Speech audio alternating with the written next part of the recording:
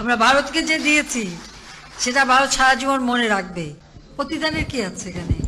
আর কারো কাছে চাওয়ার অভ্যাস আমার একটু কম, দেওয়ার অভ্যাস বেশি।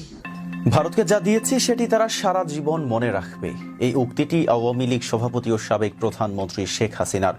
ছাত্র জনতার গণ অভ্যুত্থানের মুখে গত 5ই আগস্ট পদত্যাগ করে যিনি পালিয়ে গিয়ে আশ্রয় নেন ভারতেই, বর্তমানে তিনি ভারতের আতিথেয়তায় দেশটিতে অবস্থান করছেন।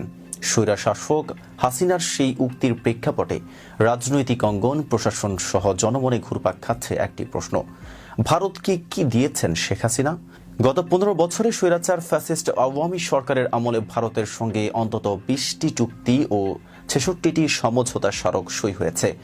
তবে বর্তমান অন্তর্বর্তী সরকারের সংশ্লিষ্ট বিভাগের দাবি, এসব চুক্তি ও সমঝোতা স্মারকের অধিকাংশতেই উপেক্ষিত হয়েছে বাংলাদেশের স্বার্থ।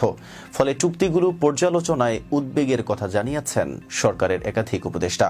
2019 সালে ফ্যাসিস্ট শেখ হাসিনার নেতৃত্বে পতিত আওয়ামী লীগ সরকার গঠন করার পর প্রথমে যে পদক্ষেপটি নেয় সেটি হলো নামমাত্র শুল্কে প্রতিবেশী দেশ ভারতকে ট্রানজিট দেওয়া। ভারতকে ট্রানজিট দেওয়ার কারণ সম্পর্কে ফ্যাসিস্ট হাসিনার আমলা এবং মন্ত্রীরা বলেন, তাদেরকে যদি ট্রানজিট দেওয়া হয় তাহলে বাংলাদেশের অর্থনীতির অবকাঠামো খুব তাড়াতাড়ি সিঙ্গাপুর, ব্যাংকক, দুবাইয়ের মতো হয়ে উঠবে। তবে ওই সময় প্রস্তাবিত ট্রানজিটের বিপক্ষে বিএনপি সহ অন্যান্য বিরোধী দল ও মতের মানুষ তুমুল আন্দোলন করে তোলে। কিন্তু তাদের আন্দোলনকে গুরুত্ব না দিয়ে ফ্যাসিস্ট হাসিনা তার নিজের সিদ্ধান্তে অটল থেকে যান। এদিকে ট্রানজিট আদায় করে নেওয়ার পর ভারত বাংলাদেশের চট্টগ্রাম ও মোংলা বন্দর ব্যবহারের সুবিধা পায়, যার ফলে ভারত তার কাঙ্ক্ষিত লক্ষ্যে পৌঁছাতে সক্ষম হয়। এদিকে বাংলাদেশ তিস্তা নদীর পানি না পেলেও দিতে হয়েছে ফেনী নদীর পানি। মাসে 700 কোটি টাকার ক্ষতি করে মোদির বন্ধু আদানির কাছ থেকে করা হয়েছে বিদ্যুৎ আমদানি। বাংলাদেশকে ভারতের তৃতীয় সর্বোচ্চ রেমিটেন্স আহরণের উৎস বানানো হয়েছে।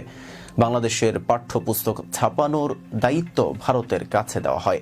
দেশীয় আন্তর্জাতিক মানের বহু ছাপাখানা থাকার পরও শুধুমাত্র ভারতকে খুশি করার জন্য ফ্যাসিস্ট হাসিনা এমন সিদ্ধান্ত নেয়। 2014 সালে ফ্যাসিস্ট শেখ হাসিনা এক ভুয়া নির্বাচনের মাধ্যমে টানা দ্বিতীয় মেয়াদে প্রধানমন্ত্রীর আসনে বসার পরপরই বাংলাদেশের সার্বভৌমত্বকে হুমকিতে রেখে ভারতের সঙ্গে এক প্রতিরক্ষা চুক্তি স্বাক্ষর করেন, যা ছিল বাংলাদেশের স্বার্থের পুরোপুরি বিপরীত।